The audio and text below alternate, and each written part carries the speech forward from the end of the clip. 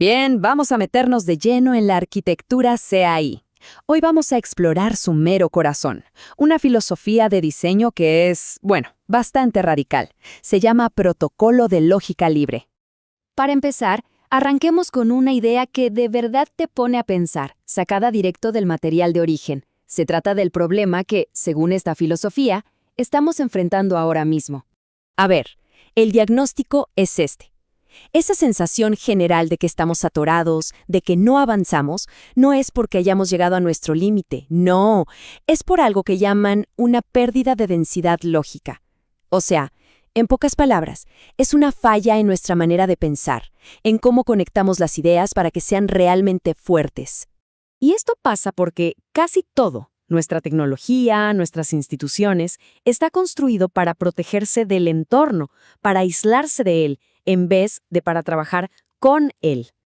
Entonces, si ese es el problema, ¿cuál es la solución? Y bueno, aquí es donde entra el concepto clave, la lógica libre. Esta es la base de una arquitectura de pensamiento totalmente nueva.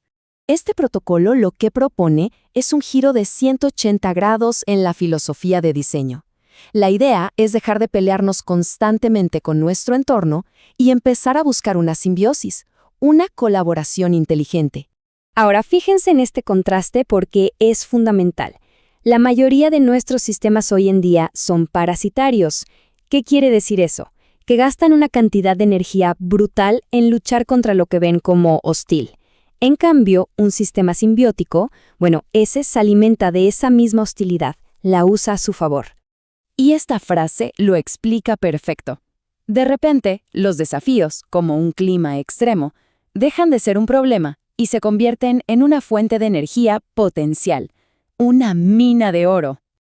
Ok, para que esta idea no se quede en el aire, vamos a ver cómo se construye esta lógica en algo mucho más cercano, algo que hacemos todos los días, la arquitectura de un argumento que de verdad convenza. Y es que, según estas fuentes, un argumento de peso no tiene que ver con la emoción o con gritar más fuerte, no, tiene que ver con una construcción, una estructura sólida, bien pensada, casi a prueba de balas. Y así como un edificio tiene 3 partes clave. Primero, la aserción. Es el cimiento, la idea central, clara y al punto. Luego, la evidencia. Son las columnas, los datos duros que sostienen todo. Y finalmente, la garantía. Ese es el puente, la conexión lógica que amarra todo y le da verdadera estabilidad. Perfecto. Ahora, con esa idea de la estructura en mente, volvamos a un ejemplo del mundo real, pero a una escala gigantesca. Los centros de datos modernos. Pensemos en esto. Consumen una cantidad de energía absurda para hacer una sola cosa, luchar contra el calor que ellos mismos generan. Es la definición de un diseño parasitario, de una lucha constante contra su propio entorno.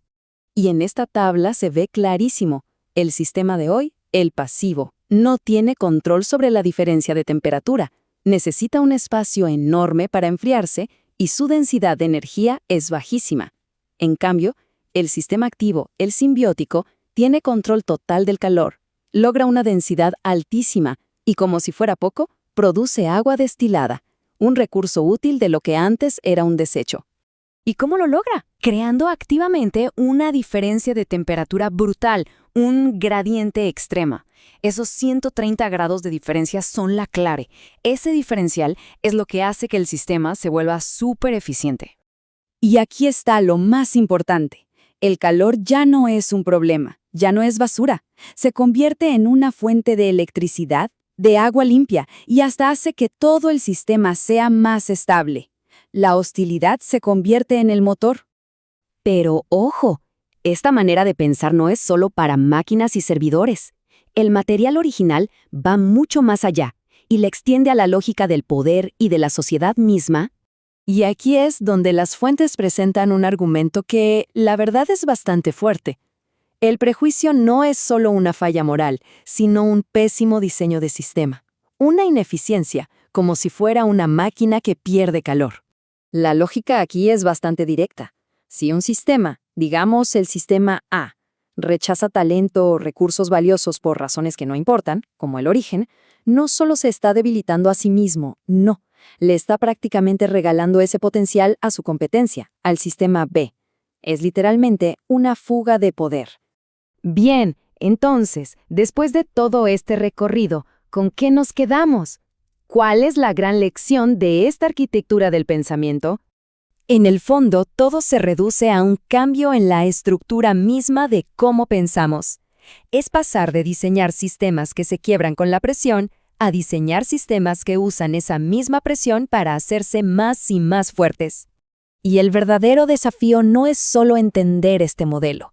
El reto es pensar cuáles de nuestras propias ideas, de nuestros propios proyectos, son tan importantes que merecen ser construidas con esta lógica, con una estructura tan sólida que sea simplemente imposible de ignorar.